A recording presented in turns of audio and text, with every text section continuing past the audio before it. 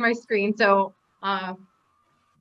today, the original idea to do this program came because we realized that May 26th fell on a Wednesday, and it is the anniversary of Harvey Haddix's perfect imperfect game that was in May 26, 1959. So we said, oh, that would be a good day to do a baseball history program. So that's where this came from. And I asked Mark to join us. Mark Miller, if you want to introduce your connection to baseball. I know that you managed the Clark County Baseball Hall of Fame collection, and well, you've done all sorts of things. So I figured I'd let you explain what your baseball connection is. Okay, well, I'm a baseball fan, probably first and foremost. Played a little bit in high school, played a little bit in college, and also coached high school baseball in the area for 22 years. Helped reorganize the Baseball Hall of Fame in 2000. It had lied dormant since about 1988.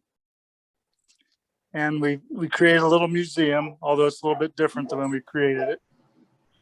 And I've done some writing for the Society of American Baseball Research and had some biographies reprinted in books for them. So that's kind of my thing. Local baseball history is my thing.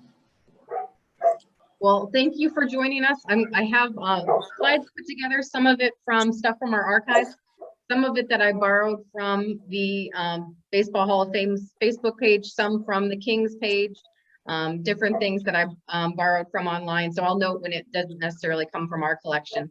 But I'm hoping that Mark, you'll jump in. Behind me. Anything to add or baseball knowledge that you jump in and can do that as well. So very good.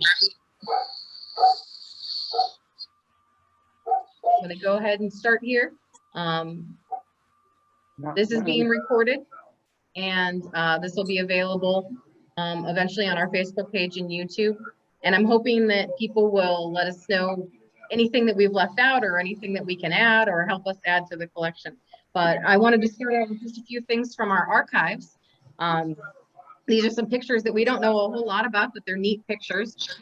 We have the Union teams, Union Local 225 in the 1890s had got together for a game. You see that we've got some people ready to play in the front here. And Springfield had a number of business colleges and universities where people could women could work on typing skills, men could do different things. One of the universities was the Willis Business University, and this was their team in 1902 that we've got here. This is one that Patty, who's on the call, brought it. She had donated a while back, and I did a search in our computer system for anything we had related to baseball, and these pictures popped up, and I asked her if she could bring them to me to scan that we can include today.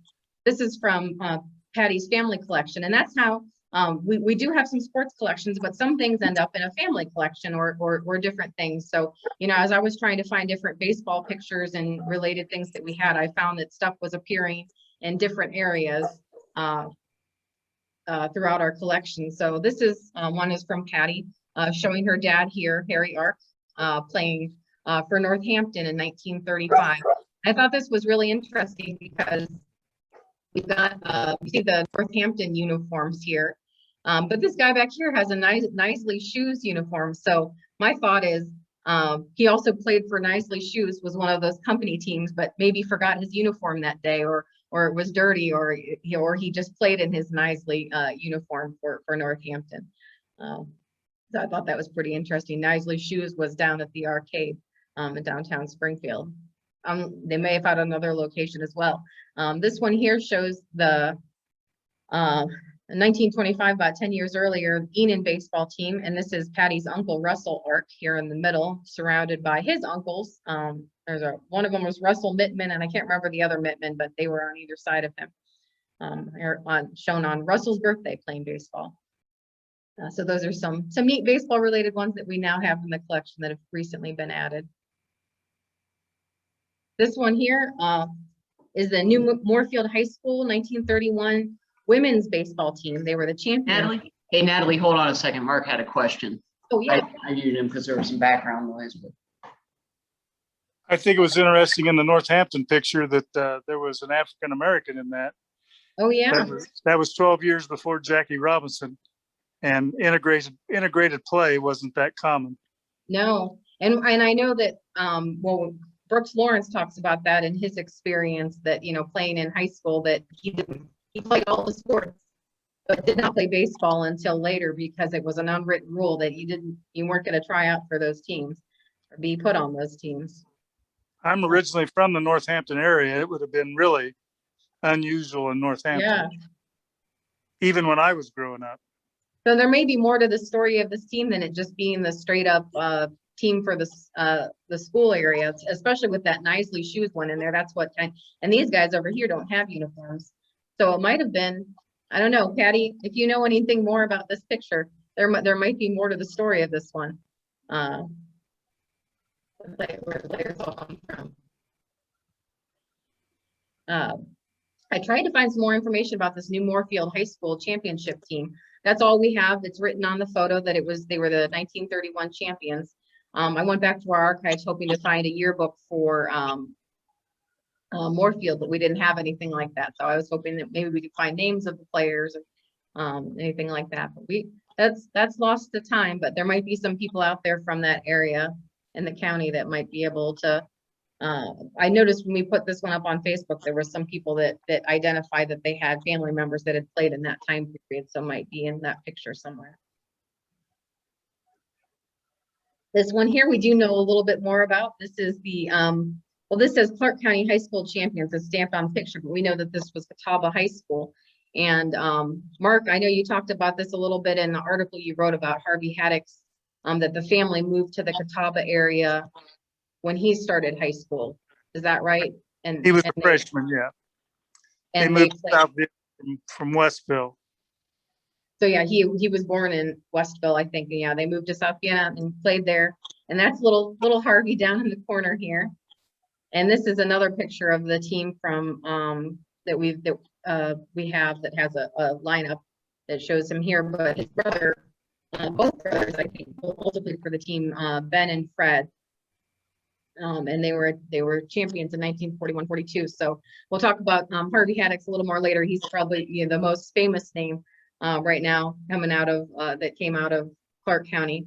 But his brothers played as well. And this is a picture of Ben and Fred at the 2009 50th anniversary program that we did here at the Heritage Center for Harvey's Perfect Game. And I don't know if people remember Dr. Studebaker, the eye doctor, but he was the coach. Is that him here? Much later, yeah, that's him, Dr. Studebaker.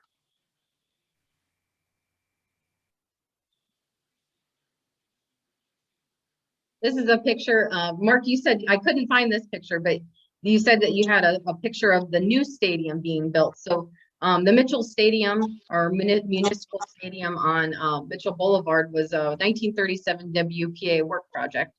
And this is a great picture showing workmen working on the project. And Mark said that there is a picture posed the same way showing the workers working on the stadium that stands there now, which I had thought until I was doing this research that they were the same stadium and that they had just renovated the current stadium. But I didn't realize that the Mitchell Stadium was torn down in 2000 and they started the new stadium, and it opened in 2003. So I think it opened in 2004, Mark? Correct. So so there has been, was there a stadium, do you know, before the 1930s out there? Not at that location, no. And I know the It was Laganda down field. where Bill Marine's car dealership is. That's where the stadium was then. Okay. It was known as Eagle Field. Eagle Field. You said that was also called Dunn Field at one point. Done, correct. After Joe Dunn. So this is a great picture showing the construction. We've got some. This is an example of. I think we had this picture in our collection with the unidentified players. But we got some, then this came in with the identifying at least some of them. I realized looking closer at it, it didn't identify everyone, and I'm almost positive that's Harvey Haddix there. I don't know if anyone can see that one well, but the second guy at the top next to the coach, Charlie Younger, is I think that's Harvey Haddix. It is. Yeah, he's not identified down here, so I need to make sure before we that we go back in the archives and make sure that he's noted on there that that's him. But this was one of those, you know, sponsored. I guess is that a company team, Coca-Cola, or was that be a sponsor, just a sponsored team? That's the sponsor team. The coach was Charlie Younger, and he was in charge of the Coca-Cola unit here in Springfield. We had a bottling facility for a long time. Charlie was the man. Okay, the one out on North Street. Yep. Yeah. So yeah, this is a great team photo here. Another one, Casey, I couldn't find this. I knew we had a Buckeye incubator team photo, but I couldn't find that one quick enough to get into here. But I remember we'd had it out on display in a previous exhibit. But these, I think I borrowed all of these from the Hall of Fame's website. We have the Springfield Giants, which were they a major league affiliate? No, that was just an adult amateur team. Okay. And they won an amateur World Series, as did the, I guess you don't have any of the others. Well, there was other teams that, then another one that I pulled from there was the Babe Ruth All-Stars. And I direct, well, then there's a WBLY down here from 1975. And you can see Robert Pyle is in both of those pictures. And I just knew him from going through other pictures of commissioners, and I was able to pick him out pretty quickly. That he was in both of those pictures. And then this one up here, I talked to Marguerite Brinkman this afternoon. Her husband, Dick Brinkman, was in this team here, 1943 district champs. That's Dick Brinkman there. And she had mentioned that he was good friends with Harry Amato over here, which when I was doing research for the World War II home front one the other day, I remember seeing something about Harry Amato getting possibly being called up. When I tried to do more research on him, I don't think he ever did make it to the major leagues. Mark, did he? No, he had a problem with his minor league general manager. When they were on the road one time, the general manager propositioned Harry's wife, and when they got back, she told him, and he went and punched the boss in the nose, and that was kind of the end of his baseball time. Oh, that's a shame that it went down that way. Well, I noticed a couple other big names in here. Swiss Helm, wasn't Alice Swiss Helm was a name that I thought I remembered from something else. Maybe playing. Yeah, that's her husband. Yep. Okay, and that then team actually went to the Final Four of the state. Well, so they weren't just district champs; they were state runner-ups. Oh, I see that up here too. Marguerite also mentioned that they played that, or at least Dick, and she said most of the people on this team played for the Bearcats, and the coach was Aaron Halloran, but she can't remember what the name of their league was. But she said that they won a place in the Nationals, and they went out to Miles City, Montana, and they ended up not winning that, but I think they were runner-up in the early 1940s. So it might have been around the same time that they were playing. It's this same team. It is the same team? And it was an American Legion tournament. Ah, American Legion. Okay. So this is the same team shown here? Or basically, I mean, they had a few other, because it just wasn't a school team. This was a school team here.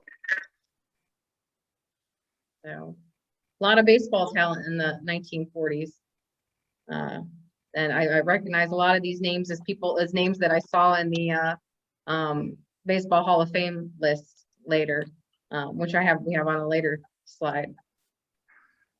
This was something, Bill McGregor, if you're still on here, he shared this bat photo with us. I believe that's from his collection. Casey, I don't know if we have any of these in ours, but it's made by the Everywhere Manufacturing Company, which we were unaware that they made bats. We have several catalogs. We know they made playground equipment, stuff for swimming pools, basketball courts, that kind of stuff. But we didn't know that they were ever in the business of making bats. So this was something that was an interesting piece that might be a very short period of time or something like that. They weren't Louisville Sluggers or anything like that. They didn't go on doing major bat making, but we do know that they must have done it at some point. This is a picture here from 2006 exhibit that we did at the Heritage Center that was about all sports. It was a very ambitious exhibit to cover all the sports that were in our collections, but there was obviously a very large section on baseball, local baseball players, and you were greeted by Brooks Lawrence and Harvey Haddix when you walked in the door, hanging from the ceiling there. And we had a large section on Harvey, talked about his perfect game, and then there was a case where we had Brooks Lawrence's a uniform. Mark, you said that might have been a throwback, or it was from an old timers game. Yeah, old timers game. So we've got cleats and uniform and a glove from Brooks Lawrence there, and then the other things we had on display were some local trophies and bats and balls. So that was and that was a number of years ago. So we're probably, you know, at some point we'll be bringing out baseball stuff to share in another exhibit, and maybe get some new things in there to share with people. This was one. I was trying to find a picture of when this was in our building, but the Ohio Baseball Hall of Fame was in the old City Hall and Marketplace. I'm not sure when it started, but this article is from 1981. And it was on this end of the building. And I've seen a picture of this building before that has the little sign in the window that says Ohio Baseball Hall of Fame. And this article talks about what was there. But I think it was very short-lived. Mark, do you know how long it was here? it was here for about 3 years. And then when they started to do one of the renovations on that building, they moved out and moved to Toledo before they eventually closed. So I was talking. I don't know if you want me to share about that. Like I said, do you think that any of the stuff got saved when they closed, or do you think it was all? Do you think any of the? There was a couple of plaques in the basement that they left. There was a plaque down there for Wally Post, and a friend of mine was the contractor doing the work, so he was giving me a little tour, and I actually picked up those plaques and took them home because he said they left them, they're just trash. So I have a couple. Well, I also wonder what happened to it after it was no longer in Toledo, because I got somebody, the archivist for the Cleveland Indians had contacted, because there was a couple of pieces that they suspect might have been part of that collection that they're trying to track down again. So yeah, maybe they ought to contact the FBI because they were involved with it. Yeah.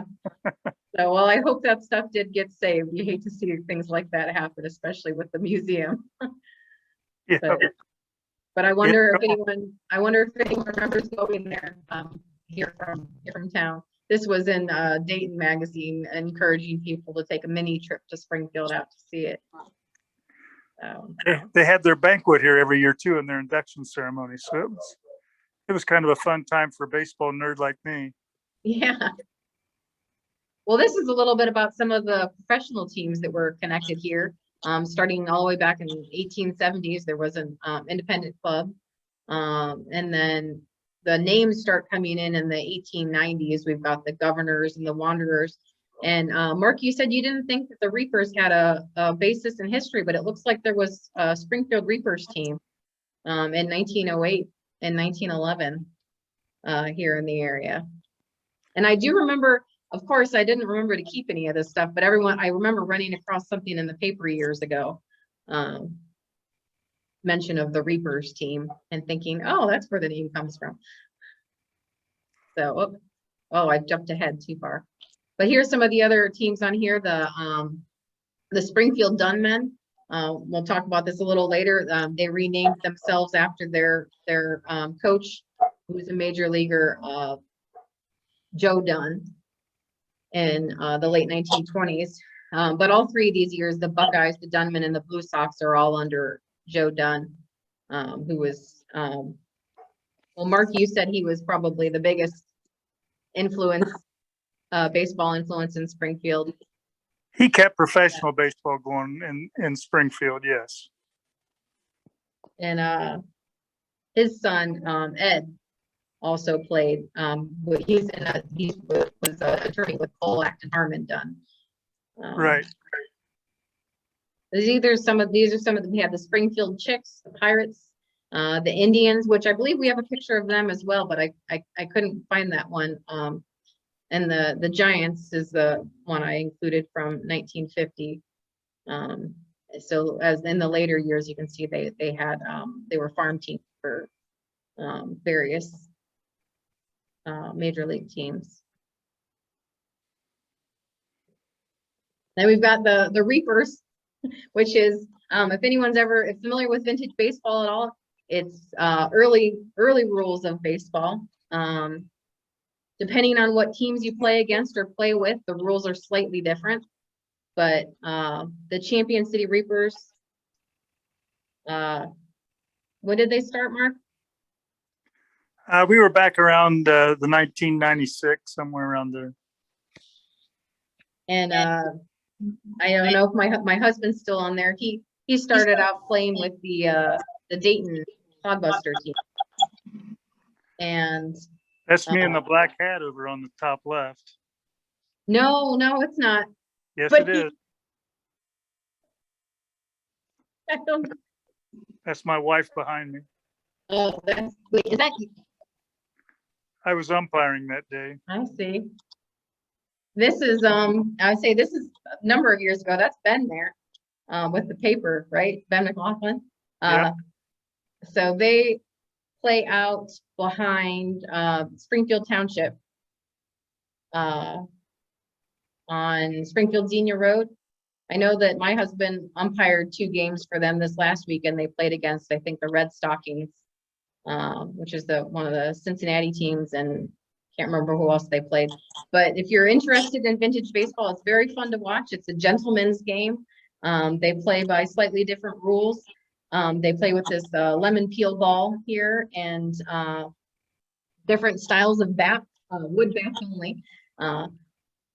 Phoenix is a Ohio baseball or Ohio bat company that I know makes a lot of vintage style bats, and they're based in Plain City, which my husband had sold bats for them at one point as well. But so he's if you're ever interested in wood bats, he can help you with that too. But they played with Dayton, and now I think they're trying to suck him into the Springfield team a little bit.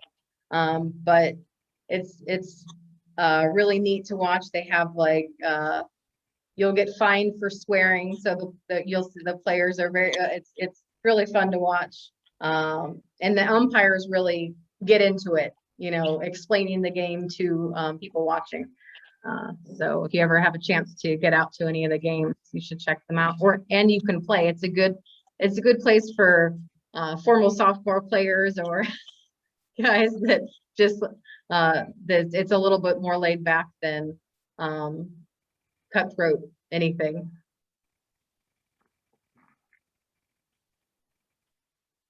I wanted to put in a little bit about the All-American Girls Professional Baseball League. If anyone's seen a league of their own, this is one of my favorite leagues. That's where you kind of get a feel for that era of baseball during World War II, when the men went to war, and women took over to keep baseball alive and going. The league went from 1946 to 1951, and we had 3 players from Springfield, including Alice, Lefty Holmeyer here. We had Nancy Hank Warren also played, and Pat Behringer. And you can see them all here in a Finkenheine meatpacking team. They had a women's team, and there's several other people in here. Like this is Betty Doofy Duffman. She was, we've mentioned her recently in our women's history program. She played all sorts of sports, and was big at Wittenberg, and there with sports there, and she played on that team. We've got also, I know Hank Warren is also on that team, and Lefty Holmeyer is on this one. So this was their 1942 team, and you see Lefty up here. He passed away in 2017 at age 92. And if you've seen A League of Their Own, Rosie O'Donnell's character, Doris Murphy, is based on Lefty. And this is a picture of showing the women at at a reunion. And I found a neat video that I wanted to share. Let me make sure that whoops, didn't mean to stop share.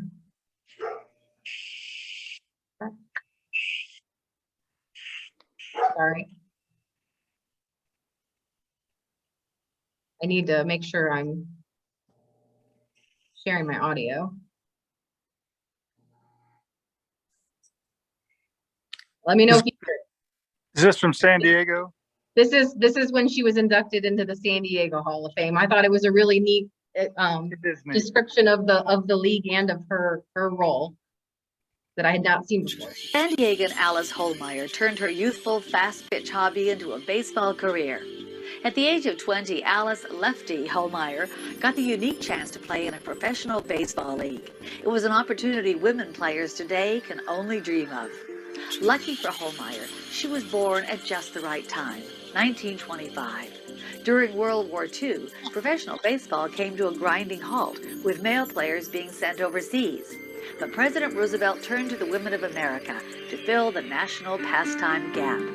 Lefty joined the All-American Girls Professional Baseball League in 1946 at its heyday, when it was boasting 8 teams playing 110-game schedules.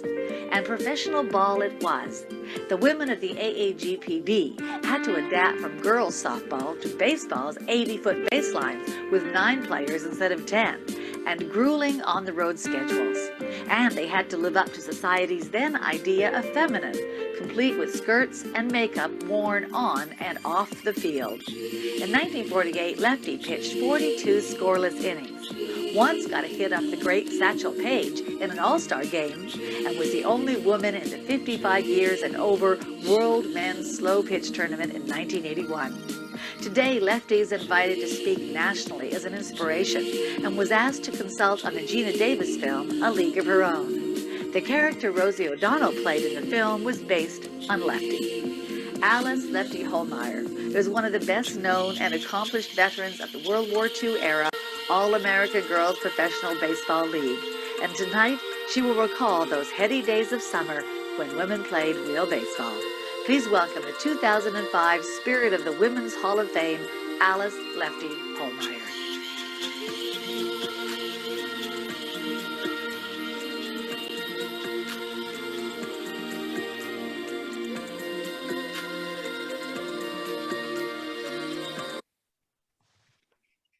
That's one where I really wish that we had the recording of what she said to them. That would have been great to see, to hear her talk about that.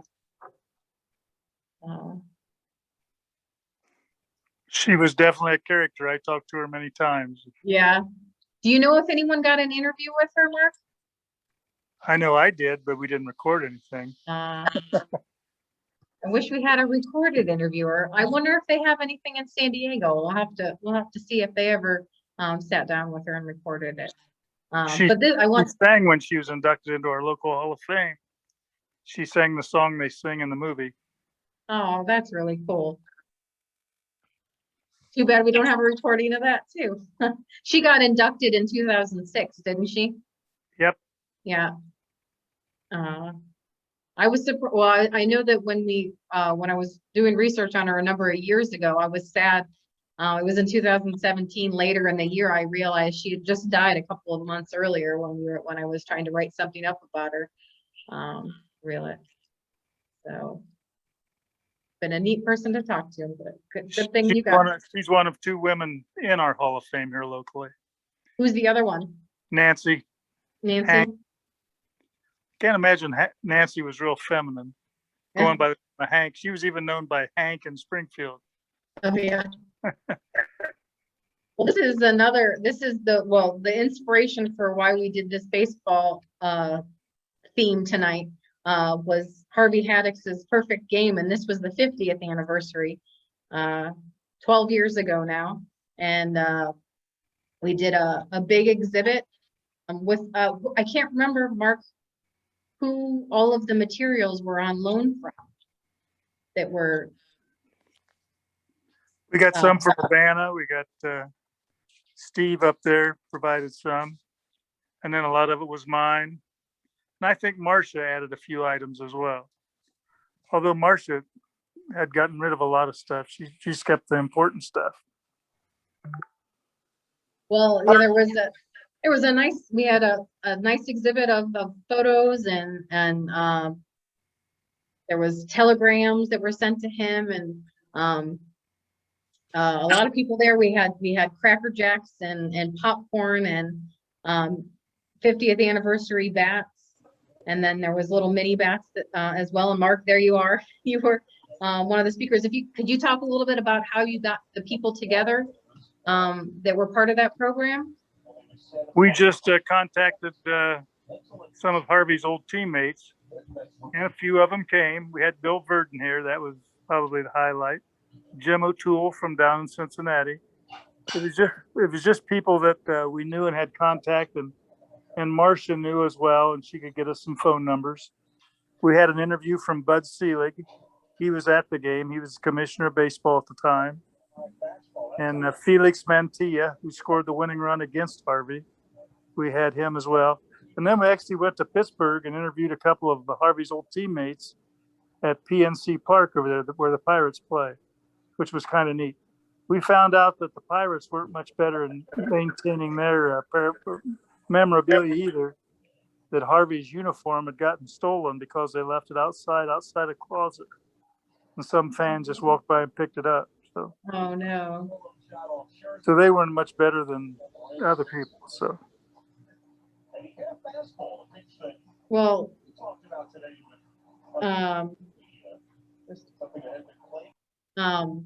we say all these bobbleheads up here.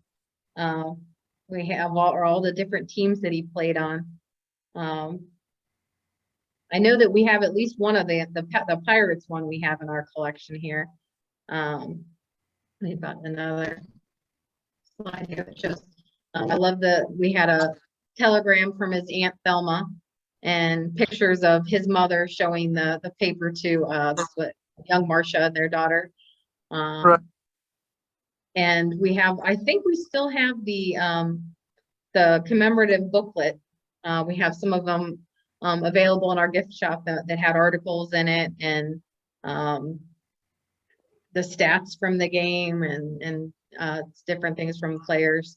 But you see his parents up here with the feature that they did after the game to commemorate that, and some of those commemorative bats. Was this his uniform here? Yes, it was.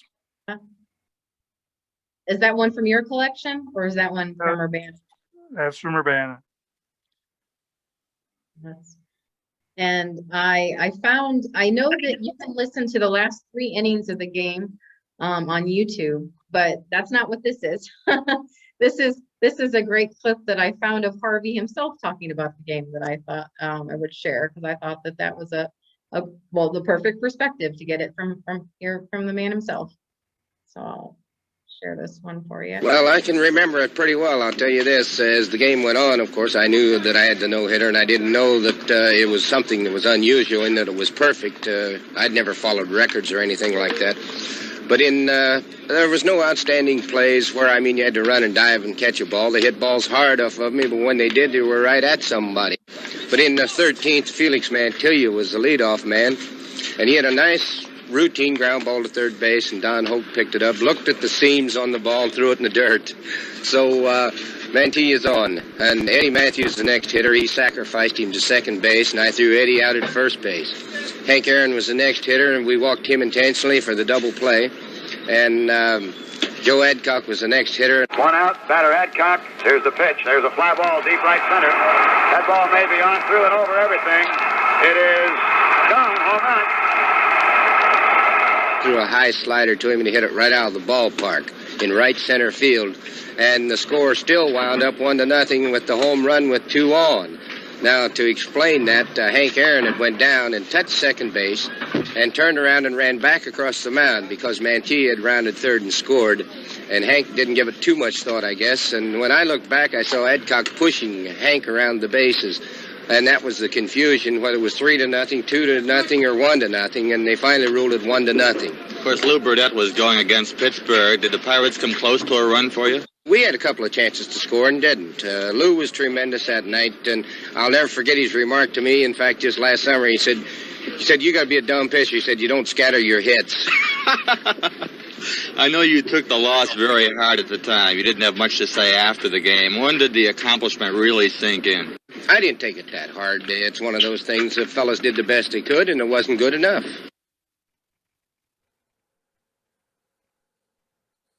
I love how matter of fact he was. That he didn't take it hard. Just this wasn't good enough. I love him talking about that. It only counted 1 run because I think he said Mantilla had passed Hank Aaron. No, Adcock the other way. Hank Aaron. Okay, so he talked, him pushing him around the bases, and I got kind of a vision of like watching my son's team play, where you have to remind the kids to run, go to the next base, because he hadn't realized that it had been a home run, so that he didn't go. But if you're not familiar with the game, he pitched 12 perfect innings, which is still an unmatched record to this day. And for many years, it was still considered a perfect game, even though it ended up being a loss in the 13th inning. But I believe it was 1991, baseball had a commission that reviewed games, and they dropped about 50 games that had been considered previously perfect games. So he lost the official record there. But I think, Mark, he still holds for the longest perfect, 12 perfect innings, yep. which is, if that's pretty amazing. 36 up and 36 down. And no other pitchers brought in, so he did the whole game. So that's, and if you go to the Hall of Fame Museum in Cooperstown, they still recognize it as a no-hitter. Do they? Because their rule is, if it was considered a no-hitter at the time it was accomplished, then they still consider it a no-hitter. So he still appears on the board with the no-hitter pitchers there. That's great. That's good. Well, I know his wife Marcia passed away last month. I had found, if you guys want to search on YouTube, I found a great video with her where she was walking around their house. I think must have been their house, showing things from the game and things that he'd gotten over the years. And he was given 13 engraved cups from the Pirates, I think, and she shows that in the video. So that's a neat one to watch, where she talks about the game and some of that. So an amazing feat. And he passed away in, I think, 1994. Harvey did. This is a slide here of showing some of the major league players that were here that we haven't. Some of them we've mentioned, with Harvey up here. Was with the Pirates, the Cardinals. He ended with the Orioles. He was with the Reds at one point. But he was at the World Series with the Pirates. Is that right? Correct. Yeah. So other players we have, currently Adam Eaton. He was drafted by the Arizona Diamondbacks, but he currently is playing for the Chicago White Sox. Yeah. We've got Joe Dunn, who we mentioned before. Joe Dunn, when he was with Brooklyn. Yeah, what will become the Dodgers. And and then led the team here in Springfield. Dave Gerba, I had always associated him with the Indians because I'm from the Northeast Ohio area and an Indians fan. But most of his play with the Mariners. That's who he was drafted by. Oh, okay. When Ken Griffey Jr. was the first round draft pick of the Mariners, Dave was the second round draft pick. He had pitched to Ohio State, drafted by then. David's now pitching coach for the Colorado Rockies in the minor leagues. We've got the Donahue brothers here too. There was a third one, I think Frank. But Frank this is never made it to the big leagues. Oh, he didn't. Just two of them. In the big leagues, yeah. So we have. Yeah, the third one played mainly for the Central and Southern Association. Okay. Frank, shortstop on the old Springfield team too. Who was that? Frank. So they were all early 1900s, very early 1900s, because I know Jiggs died in 1912. So he was pretty young. Pat Donahue he went on to be a scout, and he's supposedly the one who discovered Bob Feller, who was with the Indians. Yeah, he told the Indians about Bob because he umpired a game of theirs. Uh, In a tournament in Dayton, believe it or not. Dustin Hermanson, who played for Everybody. So I would say he played for a number of years. He was a pitcher from Kent Ridge. Padres, the Expos, the Cardinals, Red Sox. I think he retired from the White Sox. Right. He was a member of the 1995 world champion White Sox. Oh. So another one that went to the World Series. We got Brooks Lawrence here. He played for the Reds and Cardinals. the Cardinals. He and Harvey were on the Cardinals and the Reds at the same time, which I thought was unusual. Two guys from the same hometown from the on the team. I wonder how unusual that is in general. That seems, but the fact that they both their career was kind of along. Harvey was in for 14 years, but I mean their span they lined up with each other. And then I know Brooks later. He worked at International Harvester and Navistar. I remember Tom, who works with us, remembers working with Brooks. Got Will McEnany. I'm going to say it wrong. You got it. He was with the 70s Reds World Series team. Both of them? Was he with both of them? He ended the mound on both World Series. I think he's one of the few National League pitchers to end 2 consecutive World Series on the mound. And we've got Ray Lucas, another early player. I know, Mark, you said you were working on a bio of him, or you done one for Saber? Bio on him, yeah. He was the first player to play for both the Dodgers and the Giants in New York. And I think he was the first American Legion World Series winner to make it to the big leagues. We got Rick White, he's still the general manager for the Champion City Kings right now? No, he's not. He's not? He's coaching another team in the league, I think out in Illinois. Oh, so he's not in town anymore. Well, yeah, he lives here in the off season. Yeah. Oh, okay. And so Rick played for the Reds and. You don't have time to list. I think he's got like 20 teams. The Mets.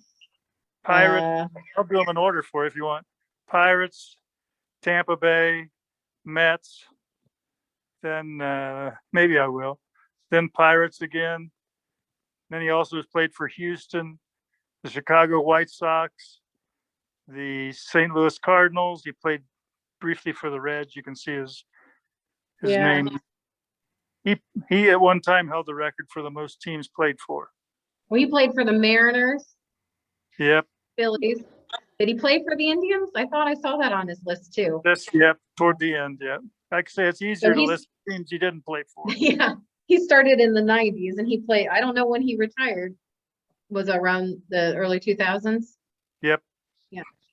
And then I think I missed another person, but I have him on a later slide. Seth Gray was drafted by the Twins a couple of years ago, and he's playing for a minor league affiliate team.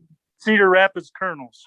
Yes, I've got him here. This is I found this on his Twitter the other day. This is a game last week. Showed him hitting. Shawnee graduate and Wright State graduate. Yeah, so here he is with Wright State. And then JT Brubaker was drafted or played with Pittsburgh. I don't know if wasn't sure if he was currently playing. Yeah, he's one of their starting pitchers, yeah. Is he right now? Okay. So He is, yeah. JT Brubaker. Missed him on the other slide and wanted to make sure I got him in here. Is there anybody else right now? I've got Right now. next is Adam Eaton.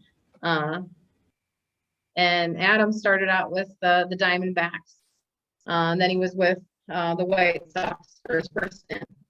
And then won the World Series with the Nationals a couple of years ago. And then now he's back with the White Sox. Did he start back with them this season? He did, yes. So these are players, future things. Hopefully we will have things from them from them represented in our collections. We'll have to get with them as they go through their careers. And then there's some people, other people that aside from having their picture, we don't have anything from them. We'll have to see if we can get anything else as part of our collection.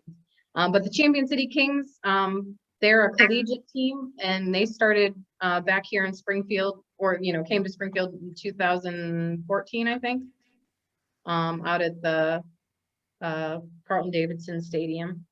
And I just had the privilege to show my little boy. He was like 2 years old at one of that first seasons.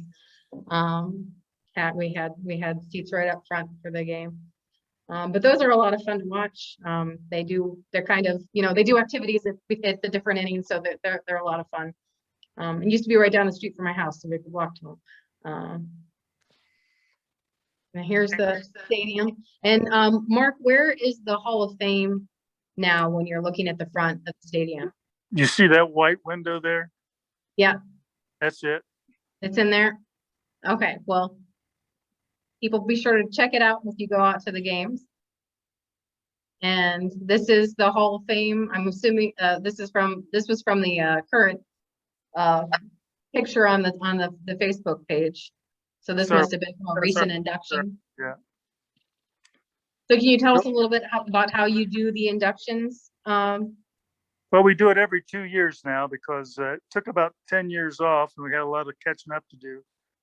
But every other year there's an induction ceremony. People can register to have their person, I can't think of the word I want to say. We evaluate their skills and we come up with a ballot, send it out to the other Hall of Famers, and they vote on who they think should be inducted that year. And those were our last inductees there. We got two old players and old coach there. And then that's all the other guys. I grabbed a few pictures of people that I recognized from I know you can go to the Facebook page to see all of the team, all of the inductees photos, but Don Rinker was part of a program we did earlier this year with his daughter Kim, and he shared some stories from Meeks. And he had been a great baseball player. Mark, got you here in the middle. Coaching at Catholic Central there. Yeah. And then Roger Sharp here is Ernest Delapina's dad. I grabbed he played with Ohio State, was their team captain. And he actually began the Hall of Fame back in 1959. Did he really? I did not realize that. That 10 years off coincided with when he passed away. So Don Rinker and I got it restarted back in 2000. Well, and I've got the list here. That makes sense. I could not figure out why there was such a big gap in the middle around in the 80s. But yeah, it's Roger's fault. He died. this is the list of who's in the Hall of Fame. I realized we only had through 2006 because we must have asked for a copy of the list when we did the sports exhibit. So we don't have an updated list on hand here. So I said, go, if you want to find out who's been inducted since 2006, you can, they can ask you or get that. So we'll have to get an updated list in our archives, showing everybody else. Hey, Natalie, could I say something here? Yeah. Talk to Mark about this. I mentioned here a couple of weeks ago that I had a team that I sponsored for the Springfield Post Office for my weather station, Dick's Weather Service, back in 1984. And we actually went to a championship.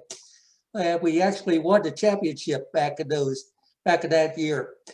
Now, when my house fell apart, the trophy that I had with that just went with it. And so the house was recently sold and I lost everything from the house before I moved out to my new apartment.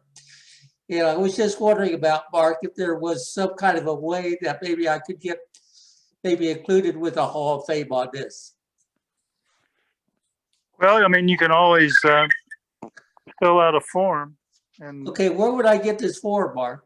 go to the Hall of Fame Facebook page, and they're right there, and you can download it from there and just copy it. Okay, could I go out to the stadium and maybe find one? Probably not. It's a little bit different than when I was running things. I had a stroke and I had to kind of give up the museum. They've really downsized it, and I don't think it's open very often, to be honest. But I think you can get it on the Facebook page because I know I put it on there. So Okay, And now Dick, I just have regular email and to get on. I can help you with that, Dick. I'll Oh, try and get okay. you. I'll be there tomorrow morning, Natalie. Yeah, I can help you with that. Okay. yeah, you've got till October because that's Oh, when the okay. deadline goes. So we got a little bit of time. Okay. Yeah, you got time. Okay. Well, I say, and another thing I realized that we don't have a lot of is local, like any league teams for kids or anything like that. We don't have records of that in our archives. So I'm making a mental note. You know, my son's baseball team now, he's playing for Vernon Murphy. I need to make sure I get one of their team photos in the archives. And so things like that, we don't, you know, the Cal Ripken League and Lawrence Haddix and It's now Mickey defunct. Mantle, all of those we don't have represented, except for in people's memories, which I know, you know, there's people are sharing that stuff out on Facebook and that's great. But for the future, it would be nice if we had a list of, you know, maybe leagues that we know have existed over the years and different things like that to kind of keep track of that for the sake of history too. Well, you know, every community in Clark County has their own league. Mhm. South Charleston has a league. New Carlisle has leagues. Enon has leagues. So there's probably thousands and thousands of teams from over the years. And everything, and you know, when you go into high school teams and traveling leagues, I mean, it's a huge. That's why I figured I'm not even going to try and cover all of that. looking at what there is in Clark County, because people know the leagues that they know, and you know they live on for generations, or they start new ones, or you know, out in the county there's, you know, lots of different things, and in the city too. So but baseball is America's pastime, so it's everywhere, represented in all parts of the community. It's really changed, though. It's some of our local leagues no longer exist because now there's all the traveling teams and they're taking up a lot of the best players, and then the other kids, a lot of kids don't have an opportunity to play anymore because if you're just an average kid, you can't make one of the super teams. You got no place to play. It's kind of sad. Can I ask a question of you, Mark? Okay. This is Bill Donahue. The question I have for you, you mentioned the kids that they don't have little league, and when I lived in Springfield, we had little league, we had Babe Ruth, we had pre-Cub, we had Cub. I mean, there was like 10 leagues before you were 18. There's There's a really lot. nothing after Little League anymore. I say Babe there's a Ruth lot is less dead. now. Babe Ruth Wow. is dead. Mickey Mantle's dead. Lawrence Haddix is dead. Wow. Because all these teams play on weekends and they take all the players. Uh-huh. Every time a new team starts, there goes 15 more players out of an age group, and you just don't have enough to put a league together anymore, which is kind of sad. Yeah. But it's the way of everywhere, just not Springfield. Yeah. Natalie, when you ask for information, I've got stuff that goes back to when I was in Little League, pictures, of when I played Little League for Local 902, which was the union at Robbins Myers at that time, I think. So that kind of stuff you're interested in? Yeah, we would love to have stuff like that. I know I'm from West Akron, and they still have Wobble up there, West Akron Baseball League. And I know that was, I was trying, when we first moved here, I was trying to figure out, well, what's the Wobble here for Springfield? Like, where can I find? So we found Vernon Murphy, but it took us a little. That's when we realized, yeah, there aren't a lot of easy options, or things for us to find for our kids to play. So yeah, we Bill, would you love related to any of the Donahues, the baseball Donahues? Yeah, Mark, to your earlier comment, my grandfather, Mark, is Bill Donahue. I'm his namesake. And he's the one who played, he started about 1903 and played until about 1917. He played mainly in the Central League, Southern Association, and the 3I leagues. Are you related to Jiggs or Pat or? No, in fact, an interesting maybe tidbit is that my grandfather's father died before he was born, and there was not an A in the spelling of Donahue in my great grandfather's name. And I'm kind of the family historian. I've got filing cabinets full of stuff, but Where do you put an A in Donahue? somewhere Okay, I see it. somewhere along the line, Bill, and we all referred to him for the last 100 and some years as Pop Donahue. And but somewhere along the line from when he was born, he put an A in there, and I don't know if it was just the name association, exactly when it name association with the other two Donahues that played ball. One question I have for you, Mark, is most of my family is buried out in Calvary Cemetery. So is out on Jiggs. Possum Road. Well, I was going to ask you, because I was out there one day and I was talking to the fellow that maintains the cemetery, and he told me that I thought it was Jiggs was buried in he said it was an unmarked grave. That's correct. Okay. Okay. Jiggs died from the complications of syphilis. That's what I had read. So Yeah. He kind of died in ill repute, I guess you'd say. Yeah. Well, he's was buried young. next to his mother out there. Oh, okay. Okay. And he really has two obituaries if you're looking him up. His ex-wife was trying to get his money, which he had none. But she was trying to get his money, so she told the New York Times that he was dead. So they wrote an obituary, and he was actually in the insane asylum over in Columbus, still alive for about another 6 months. Oh my God. Oh, wow. And that's So, where that's where I understand he passed away, was in Columbus. Right. Because he had lost his mind due to the syphilis. And then, but Patrick, of course, then there's Patrick William Donahue. He lived to be quite old, didn't he? He did. He stayed around here quite a while, but then he got married, or he was already married, and his wife was from Iowa, so he's buried out there. Oh, he is, because did he live until the 1990s? He, I don't think that long, maybe the late 1960s. Oh, okay, maybe that's right, because I show he was born in 84, and my grandfather was born in 78 in Springfield. Because see, my family is also, my great grandmother was a Varley, and I don't know what your Springfield family history is, but her I want to say it was my great grandmother's brother or nephew, ended up becoming Monsignor Varley at St. Raphael's Church.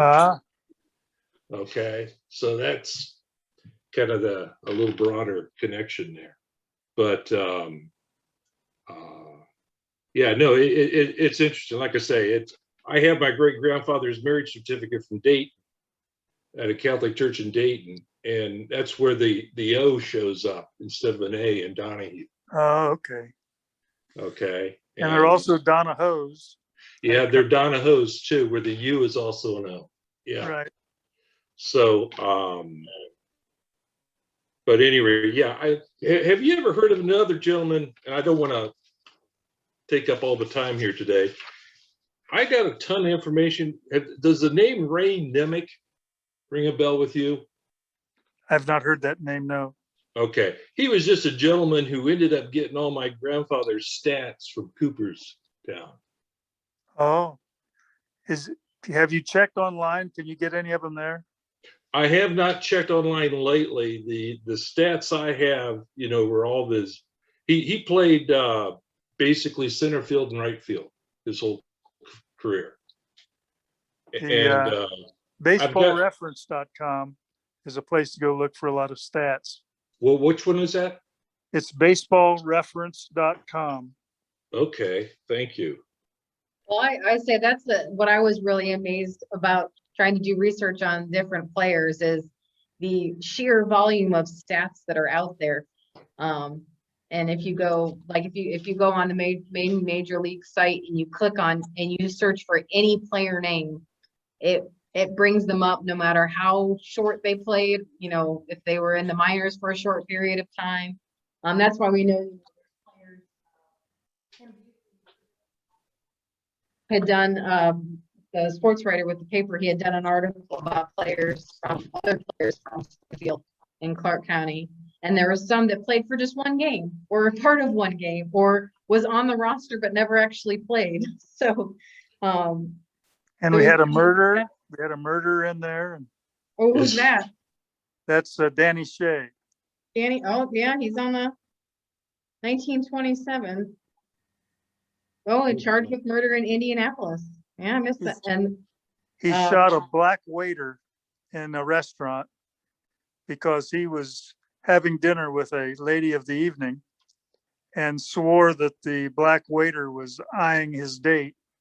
So he pulled out a gun and shot him right in front of everybody. And being the racist community that Indiana was at the time, he was acquitted of all charges. Oh, goodness. And there was like 20 witnesses. He played in 1904. And so, yeah, some of these, it's interesting. I mean, the stats that go back in how detailed everything is. Cotton Minahan, he only played a few games. He was also an Olympic champion. There's an AMD Snodgrass that only played, they had 10 at bats in 3 games for Baltimore. Chappie Snodgrass. I cut grass for Mrs. Snodgrass in Springfield when I was a kid. Well, she must have been related to Chappie. Yeah, when I found this letter today that was written to our curator in the 70s from somebody who was a baseball historian and statistician working for Cooperstown and was trying to find William Brown Keene, who had lived here in Springfield but died in some sort of accident. They were trying to find the details. And I think our response at the time was that we couldn't find his death, but I searched for it today because now most of the death records are online. And I found that he did die here in Springfield, 1947. Who is it? It's William Brown Keene. He was it was a train accident. And he was out of town when he died. But I think at the time, so I'm curious now if Cooperstown ever did get his details, because when they wrote here at the time, they couldn't find his death record, but now it's online. So, so I was gonna look him up, see if I could find any more information. But I'd like to know about him too. well, yeah, I'll send you a copy of this letter. But I was getting, and I didn't get a chance to look up his stats, but I figured I'd be able to find them because I realized everybody's stats are out there and they're all very detailed if they played. If you want to know about a lot of players, you can go to the SABR, S-A-B-R bio project, and there's biographies written by local historians about players. It's the SABR bio project. SABR Buyer, S-A-B-R, right? S-A-B-R. Because I've written one on Jiggs and on Will McEnany and on Harvey. And I know there's one that was written by somebody else about Pat. So there's some Donahue information on there, I know. So I wrote half of it. Yeah, that's a good. I say one of my favorite baseball resources is the Baseball Encyclopedia. It's a book that I don't know. My husband, I can see him right now. He probably can see the book. He's gonna go find it. It's an encyclopedia for people that are not hugely knowledgeable about baseball. So like I could read it and it was hilarious. It was informative. And it was arranged sort of in semi-alphabetical order, but it was really funny. So some of the alphabetical order was just amusing. But I would recommend that for anyone that's interested in baseball history and just wants to read like a funny kind of fact. Nope, can't find it. Baseball Encyclopedia. Also, the bathroom reader, the baseball themed bathroom readers are very good for people that just want to pick up random baseball facts. We have a bunch of those. That's how I like my history and small little trivia tidbits. So that's why I enjoyed those ones. So, well, I think that's all we have as far for tonight. But I want to thank you guys, and I hope you guys get to see some good baseball this summer, or have gotten to see some good baseball. I know that we have a game tomorrow night with a bunch of 6 to 8 year olds, so that'll be super fun. John will be helping coach that and losing his voice probably as usual. But that's a fun age, definitely. And hopefully we get to see I some. was with the Catholic Central team this year. I was out talking with some of them over there, watching some of the girls practicing softball over at St. Bernard's, and it was fun watching them. And I know what you're saying, Natalie. And if anybody wants to go to Carlton Davidson tomorrow night, you can't get to it through Limestone. It's blocked off. You have to go through Laguna Avenue, then up that way. Yeah, they're replacing. They've been replacing it for the last 2 months over there. Yeah, it's pretty torn up over there.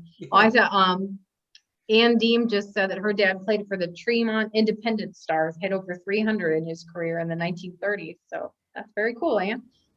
I'll have to. His name. Was he part of the Tremont gang, which was pretty notorious when I lived up in that area?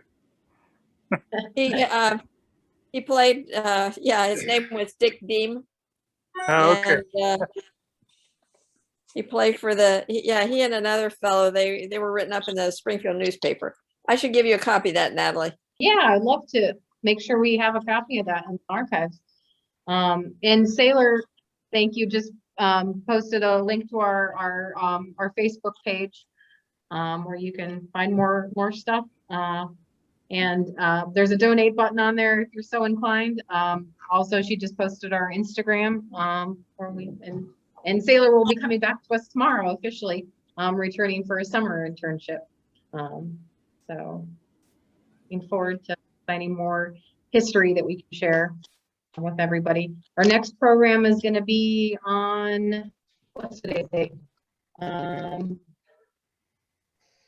next one is June 16th, which is the day that the Upper Valley Mall closes officially, although I think it's pretty empty right now. But our next program will be about the Upper Valley Mall. So we hope that people will bring their memories of the mall. We'll kind of do some reminiscing, run around the outside, see what people remember, what stores are. Patty's been bringing in a lot of great stuff from the mall, from various stores and stuff. And we're going to go through what we have in our collection to see what we can share. So we're hoping that people will come share their fond memories of the mall as we say goodbye. Thanks. Thanks, Natalie. Thank you guys for being here tonight. We'll see you next time. And thank you very much, Mark, for coming and sharing your baseball knowledge. There. So you guys have a great night.